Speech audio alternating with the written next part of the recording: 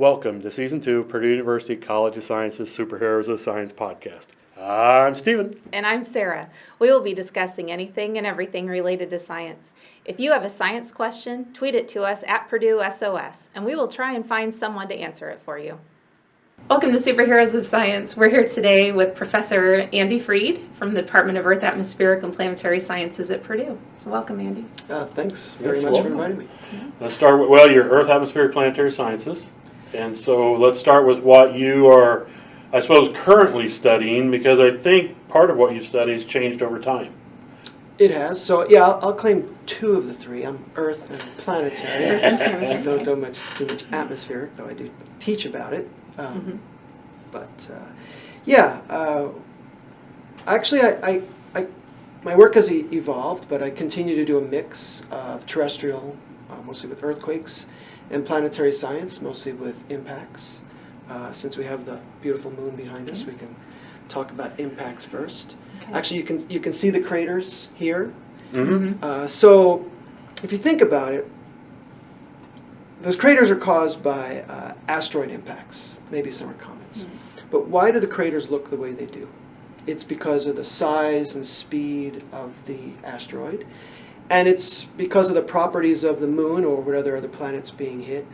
What's its temperature, its rheology, meaning the strength of its rocks, its crustal thickness, all sorts of things like that, right? So what my group does is we work on numerically simulating the entire impact process. And in doing that, we try and figure out, well, what were the conditions? What size was the impactor? That give us the shape of the crater and the size of the crater and the depth of the crater that we see today. So in a sense, we use these craters as time machines to travel back in, because most of them are more than 4 billion years old. And that means that what we're inferring is not what the properties of the moon are today, but the properties of the moon and the things flying around, hitting the moon 4 billion years ago. So it's kind of time travel using computer modeling constrained by, Why are most of the impacts that we're seeing on the moon there, why are they 4 billion? Why aren't they newer?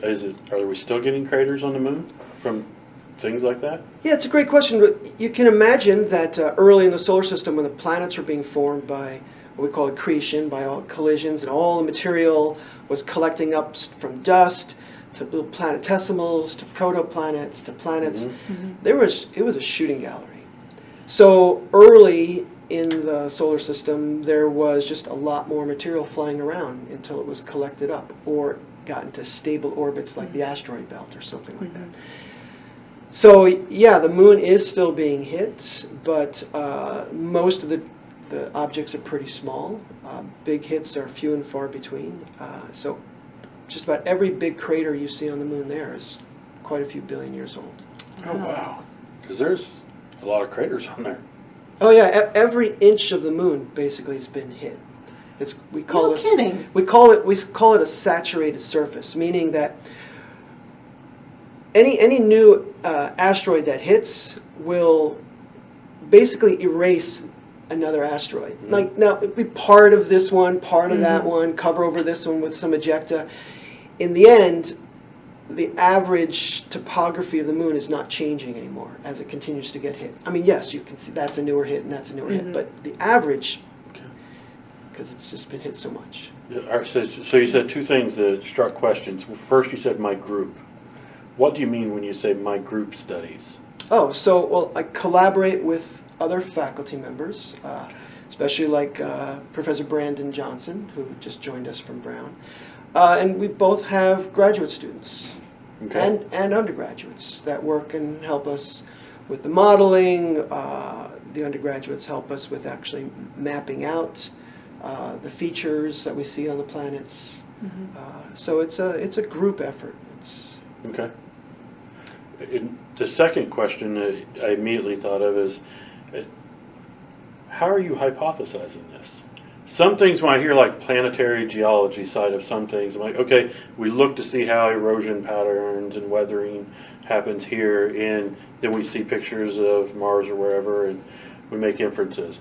But we don't have pictures of craters here, so how are you jumping to conclusions or making decisions in your model on the moon? Well, we do have craters here, Oh, right? There's 170 about recognized craters on the Earth. okay. Did you know one of them is only an hour north of here? Kentland Quarry. Yeah, and of course it doesn't look like a crater because No, it doesn't. 12,000 years ago the glaciation swiped the top 300 meters from it. But we can actually go there and we can see inside the crater. So here's a great example. Some of the craters there, you'll see a little peak in the center if they're big enough, and if they're not covered with lavas. So those are known as complex craters with a central peak. And we have models that try and explain them and understand them. But we actually, when we go into the Kentland crater to the north, it's kind of neat because while it would be nice to see the nice crater topography, by scraping it clean, we're actually able to walk deep down inside a crater that's normally covered by a lot of rock. And here's a good example. In Indiana, which doesn't have much in terms of tectonic activity, so we have sedimentary basins. So any place you go, you see like the stratigraphy. Everything's just nice and flat. If you get a nice road cut, you'll see here's a layer, here's a layer, here's a layer. Yeah. You go to Kentland Crater and you go to see where they've blasted the walls to do basically a kind of a road cut, and all of the layers they're flipped up. Yeah. They're almost 90 degrees. It's the only place in all of Indiana with that kind of stratigraphy. And it's because, and the models explain it, that as that crater formed, that material that was flat got in the peak got rotated up. So you see that in the models, and now you can go to a place like Kentland and wow, it's right there. So there is some ground truth here. Okay. So I've heard you talk a little bit about the computer modeling. What's involved in that, and what sorts of things do your graduate students and undergraduate students do in terms of computer modeling? Because it sounds really interesting. Sure. So the modeling's sophisticated. In fact, what we model is the entire evolution of an impact. So that means from the moments an asteroid hits, what it does is it pushes down. It's the contact phase, and then it starts excavating, and material gets thrown out, and you develop this huge, very deep transient crater. But it's so deep that the topography can't survive. So things bounce up, sides collapse. So that's a modification stage. All of that takes place for a big crater like you see on the moon in a couple of hours, right? Which is still, you'd think, I mean, it's still a lot of time, but That seems like Sounds a really really long time. okay. But these are huge. In fact, the biggest basins that you see there, the big circles, those are huge impact basins that have.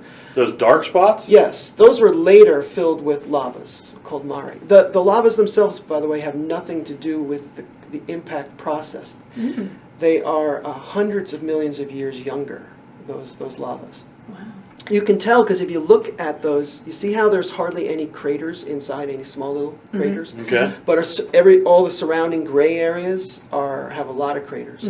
So by counting craters, you actually get an idea of the relative age of objects on a surface that, without an atmosphere where things are preserved. So we know that all of those lava-filled impact areas are all hundreds of millions of years younger. How do we know that those dark spots are lava? Oh, well, first of all, we've sent astronauts there. And So that's some of the spots that they've landed and actually taken cores and stuff? Yeah. So it's basalt. It's very similar to what we get on our seafloors here. And chemically, it's actually much closer in chemistry and density to the mantle of the Earth than it is to the crust, because the crust has another long process of, it used to be an ancient magma ocean that slowly cooled, which left you a very different type of chemistry. It's very different from the lavas that fill that. Where were we going with this? With the computer modeling? Oh, yes. Yeah. Okay. So we have one type of computer model, and this is where Brandon Johnson's group really does this type of modeling, using a code that can handle the very high pressures and temperatures associated with impact. It's a real shock physics type of code. But then the codes that I developed are, okay, so that's 2 years. But then at the end of those 2 years, you have this basic shape, but it's still really hot. And there's very different pressures going on, uneven pressures. So in the tens to hundreds of millions of years afterwards, the whole thing relaxes. It cools down, and things adjust as pressures kind of equilibrate. It takes tens of millions of years for it to cool down? Oh, it can take... Out in space? It can take 100 million years. Well, remember, only the surface is exposed to space, right? Yeah. Everything else, the interior of the moon is nice and warm. So you have this Today, huge... it's warm and... Oh, yes. Oh, yes. I just assumed it was a big old Yeah. dead rock. That's what I thought. Oh yeah. Oh, there. I mean, we Oh, man. we still. I mean, we think there still might be a partially molten liquid core in the moon. Now, Really? it has I'm going to have to give up my Planetary shirt. it has cooled down tremendously in the 4 billion years, but it is not a dead rock. In fact, we record moonquakes. When the astronauts landed, the Apollo astronauts landed, they actually put seismometers down. For reasons that no one still understands, they turned them off. But there's a big project to put more seismometers back on the moon. Those seismometers recorded moonquakes. Some of them were due to impacts, but others, much too deep, are probably associated with the fact that the moon is still cooling. And what happens to things when it cools? It contracts. Yeah. And when it contracts, the surface area has to decrease. Well, how do you do that? You do that by creating thrust faults. And there are thrust faults on the moon that we can tell are quite young, and we think are still going. We see the same with Mercury, too. So the whole planet is contracting, it's still continuing to cool. Holy cow. That's real. Oh, cooling is such an inefficient process that the moon will probably still be cooling long after the sun has gone red giant. And Really? And yeah, it'll be many, many billions of years. So. Oh my gosh. Uh, I had no idea. Not very often I'm like speechless in one of these interviews because usually I know Yeah. enough of the basic science, but yeah, you've caught me off guard this time. You really did. So since that process is very inefficient on the big scale, it's also very inefficient when you have a big impact basin. So Okay. those basins, and we can calculate about how long it's taken, but basically on the order of 50 million years to really cool. You want to get all the way back to the original background temperatures, you got to go to a few 100 million years. So there's a whole nother computer code that you have to use to do the cooling and other types of adjustments. What I mean by adjustments are, pressure underneath the surface of the Earth will drive water. It'll also drive rock that's very pliable. When the rock is warm, these pressures will drive the rock. So that'll change, you'll actually get a change in topography due to, while that's going on. So what we do is we do this, the first code that does the impact process for 2 years, and we come up with a final configuration, a temperature profile, a geometry, the density profile, and we feed that in to this other code as the initial conditions, and then we let the calculation continue. Oh, wow. Okay. So it's a real group effort. Now, the grad students that we're training now, we're teaching both codes. So we have some grad students who are doing like the complete evolution for impacts on the moon. Another grad student is doing the same for Mercury. Another one is doing for Pluto. So it's a real nice group effort. That modeling is a bit sophisticated. Sounds like a lot of variables. The undergraduates don't do the modeling, but the faulting I talked about during the process of cooling, plus the process of adding volcanics later on, and then the volcanics cool and contract, and that causes faulting. We utilize undergraduates have great talent to go in, learn GIS, and start mapping what the faults look like. Are they thrust faults? Are they normal faults? Are So they? we're actually using GIS to map the fault lines of the moon? Well, we have pictures, right? but they have to. But the pictures that go in, they bring the pictures into GIS, and then use the GIS tools to map them. Okay. And it's not that how are the faults? Are they compressive or extensional? Are they located like radially coming out from the center of an impact basin, or are they like circumferential? And all of these things tell us a lot about the stress state while it was cooling, which then helps us understand, you know, we use, again, those to constrain models. In other words, the models better be able to predict those faults. What language are you computing this in? Yes. Beat you to it, didn't I? Right. I could read it on your head. That's a good question. So the codes are written in a binary language, the code that I use, that I don't have access to the actual, because it's a commercial code. Mm-hmm. But we use a lot of Fortran and Pylith and C to develop user subroutines that we use with the code and such. The code that Brandon Johnson's group uses, I don't know if it might be Fortran at its center or C. I'm actually not sure because I don't do the coding in that. But the people who actually do the coding is pretty sophisticated. So you're bringing to the table of understanding the impacts and the evolution of what happens after an impact, I guess. I'm sure that's not the right word, but... No, it is. It is. Oh. We say that we model the complete evolution of the impact from initial contact to what it looks like today. But you're bringing to that table, to that whole area of research, a lot of background that you have in plate tectonics. And so what was the science that you had very vested in before you started applying it? Oh, sure. Actually, to tell you the truth, if you really want to go to the background. So the type of coding that I do, it's called finite element modeling. Finite element modeling is a type of modeling that is done on every single product you've probably ever purchased or ridden or flown over. What it does is, anytime you want to build something, you want to build a car, you want to build an airplane, you want to build a building, you want to know, is this structure going to work? If you build a table, right, and you're going to mass produce a table, you want to make sure that if you put something on that table, it's not going to like bend too much. Right? Yeah. That's a good point. Yeah. And so there's hundreds of thousands of engineers out there who use finite element codes to study numerically how all these objects will work, how they'll survive, how they'll age.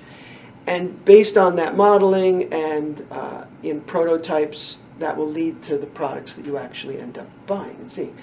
So before I came back to school to work in planetary science and geophysics, I used to model rockets and spacecraft. What? I was an engineer working for companies that design, including the space shuttle solid rocket boosters. Dude, I knew you were smart. I didn't know you were like a rocket scientist. Wow. Yeah, so I Yeah. used to be a rocket scientist. Yeah, now I'm a planetary scientist. Okay. So I learned the trade, so to speak. I learned how to Yeah. use those type of models. And the thing is about those types of codes, once you learn how to use them and apply them, then even if the codes change, it's still the same methodology, the same kind of inputs. You need to know the geometry, you need to know the material properties, you need to know how things are loaded, and how those inputs go in are different, and how the solutions come out look a little different. But it's the basic. Once you learn one, you really know how to do the other. So so I did that for 10 years, and then before deciding to switch and go back and do geophysics. And then, yes, I studied earthquakes, and I used finite element modeling to simulate earthquakes. And what my interest there was, you might be familiar that an earthquake occurs because you have plate tectonics, so plates move on the surface of the earth. They rub against each other, some go under other ones, some go side by side, and the weak areas between them are known as faults. And as the plates move, you build up stress on those faults until some threshold is built, exceeded, and then the fault breaks and stress is relieved, and the plates are allowed to move. Yeah. But earthquakes don't just relieve stress. they reorganize it. So while it does relieve stress on the fault, earthquakes actually can increase stress in neighboring areas. And the increased stress in the neighboring areas is one of the reasons we get aftershocks. Okay. But it's also a reason why we might get another really big earthquake nearby. If you have another fault or the continuation of this fault, and you had an earthquake here, it might stress the fault down here, and then stress has been building up on that. It could trigger a big earthquake. Sometimes that triggering of earthquakes doesn't happen right away. It can take a few years or a few decades, but it's not 100 years or 1,000 years, which is how often earthquakes usually occur on these faults. So, what my work did is it actually studied how stress is transferred in a way that can cause a sequence of big earthquakes, because historically we do have sequences of big earthquakes. So, if we can understand why that sequence occurred, then we can look at more modern day new events and we'd say, okay, we just had a big earthquake here. Did we just increase our earthquake hazard over here now? Are we liable to maybe get a big earthquake here? And if we can understand that better, then we can better prepare for where the next earthquake is going to be. Because the earthquakes, they all seem to occur in these sequences, and then it goes quiescent for a while as stresses build up. And then, boom, you get this cluster again. So it's not just random. So we can't predict when an earthquake is going to happen, but are you telling me that we can kind of predict that one will occur in a certain area based on? Yes, so it's very good. So prediction, you can think of prediction as where, how big, and when.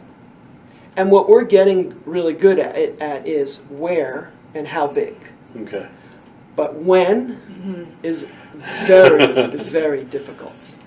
Do we see similar patterns like what happens on Earth on the moon, or So is it a different kind? Right. So we don't have. First of all, since there's not plate tectonics on the moon, there is tectonics in the sense that tectonics simply means any deformation going on at the surface, right? Okay. So because of the fact that there's moon quakes and we see faults that have developed, there is tectonics, but it's one solid plate that's got a little breaks here and there, so that it's very different. And once we actually do put seismometers on the moon and we monitor more of it, we will see some similarities, but we'll see a lot more differences because it's a very different setup. But it'll be interesting. We're ready to go, right? We've learned a lot from the Earth, so we really would like to have seismometers on the moon and see the faults and see what we can learn by analogs, the same way we do like with Mars and others. That we have a lot of analogs on Earth to what happens on Mars.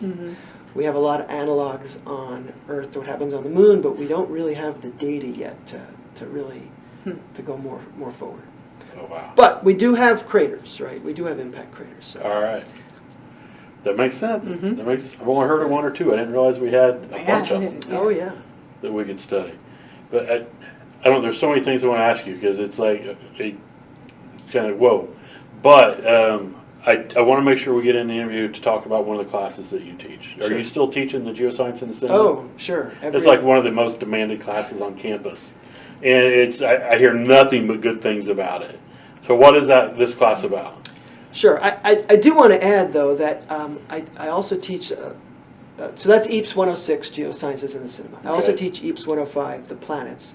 And what I'm very proud of is I've also grown the planets class. Now both of them take up the largest lecture hall, class of 50, room 224. They both fill every semester. No way. Oh, that's cool. Yeah. Yeah. In fact, in the fall, I actually will teach them literally back to back. Oh my gosh. So it's 470 students in, out, 470 students in. Oh my goodness. Holy cow. Wow. So it's fun. So it's, man. yeah. And what's nice is they're both electives. They're both science electives. Yeah. And they're so filling. They're filling. So they're not required. I mean, they do help students fulfill their electives. So what are both of them about? What's if I was a high school student and I'm thinking, oh, that could be an elective I want. Yeah. What is it about? So Geosciences in the Cinema is a natural hazards class So earthquakes, volcanoes, tsunami, asteroid impacts, tornadoes, hurricanes, climate change. And what we do is we basically look at clips from movies. And I'll put clips in front of the students and I'll say, okay, is this right? Do you think this works? What do you think is wrong with this clip? And then we discuss it. We separate fact from fiction, and that gives us an ability to then explore the background science, the predictable science, how to keep yourself safe. Every week, the students will watch one particular disaster movie, because we'll do like one whole week on tsunamis, one whole week on volcanoes. They'll watch a movie outside of class, and I'll have them, there's a movie worksheet that'll look for things so that we can talk about the certain depictions. But then I'll also, when talking about tsunamis, for example, I'll bring in clips from another 15 films, and we'll do fact from fiction in each. Sometimes, what's great too is sometimes the depictions are amazing and they're fantastic and they're really educational and say, this is how it is. And then other times they're just over the top. 1,000-foot tall waves that are just ridiculous. And that just, what's nice too is as the students learn what is realistic and what's not, they actually get the humor in these clips that are supposed to be serious but are just outrageous. Yes. Like the movie San Andreas, which came out a few years later. Yes. And there's a tsunami in there caused by a big earthquake on the San Andreas Fault. And by the time I got finished discussing, A, how the San Andreas Fault is, first of all, mostly on land. Second of all, a strike-slip fault that cannot cause tsunami. Third of all, where it does cross the water is basically just about underneath the Golden Gate Bridge, so it's not going to cause one out at sea. Fourth, could not nearly be, no wave could be as high as it's shown without breaking way out at sea, and on and on. And so actually, then by the time I get to show them the clips, they're just laughing at it. Because they understand how ridiculous it is. And then then I know, okay, they get it. That is not a realistic depiction. So it's a lot of... What a fun class. Yeah, and we have a lot of fun with it. And we do experiments in the class too, to demonstrate different types of science processes, and I have fun with it. That's awesome. That is awesome. Yeah. All right, how about the other one? What's it about? So the planets class, which I didn't know about this one. Yeah. So this is like sad. I'm learning so much. I have to get you here to interview you to learn things about. Totally. You're just upstairs. So one of the reasons I love being a planetary scientist is we live at a really cool time. We are sending spacecraft to basically every planet, and we are just learning so much about the solar system. We just sent, New Horizons just went past Pluto, right? We expected Pluto, small little icy world, far from the sun, should have long since lost most of its heat. We expected to find a cold, dead world. Oh boy, were we surprised. There is regions that have been recently completely resurfaced. In other words, there's no impact craters on them. We found a nitrogen ice sea that's convecting from the heat internal, so that its turnover is such that there's like no impact craters whatsoever on its surface. In other words, the surface is less than 1 million years old. Oh. Wow. We found faults that look relatively new. I mean, you could argue that there's more tectonic activity on Pluto than there is on Mars. Oh, wow. Including there's a wispy atmosphere of nitrogen clouds, and it snows nitrogen, and we can see the nitrogen snow. What? Right, exactly. So we're like, oh, wow. we came back with those images with more questions than we left with. Like, okay, we don't understand anything about planetary formation and how planets, where this heat comes from. So it's really fantastic. So the course is really to introduce the students to basically their place in the universe.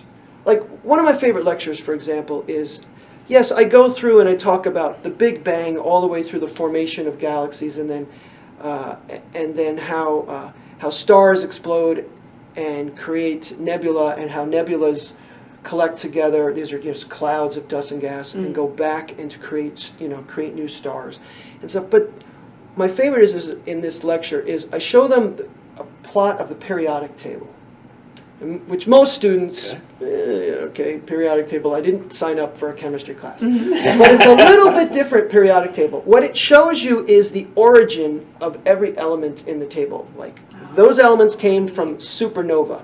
Those came from the fusion inside of a big star. Those came from two neutron stars colliding.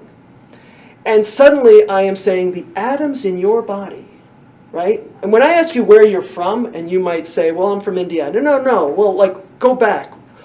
All right, my great-great-grandparents were, from France. No, farther back. Okay, from Africa. No, farther back. And all the way back to, you are star stuff. You are made from the cores of stars and from the explosions of stars and from the collisions of stars.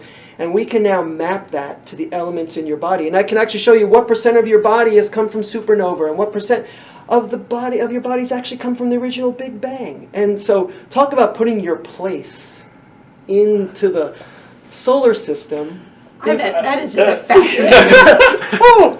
Whoa! I bet really appreciate that lecture. That's so it's like a whole different bent on where are you from. holy cow. Indeed. And then of course we talk about how the planets are formed and the orbits and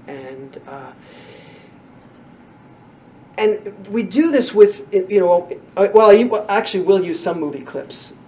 In this class there's a lot more video clips put together by the science teams from all the spacecraft missions. So I can show pictures of Jupiter that most students have never seen. That it's just a rich, unbelievably gorgeous, violent, beautiful reds and oranges and yellows atmosphere. And then we can even dive down inside Jupiter, and I can show you, how it was made and why the big planets are made far from the sun, where all the rocky planets are close, and just,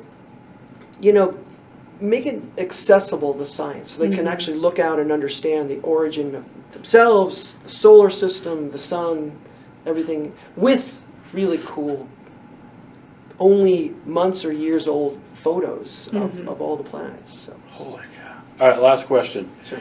And that's, I want to get your answer on video so that we can bring it back and make you do it. There's way too many rabbit holes to run down with this, and there's so many just absolutely unbelievably awesome stuff. Can we get you to come back to do an episode just on some particular content that you've talked about today sometime? Sure.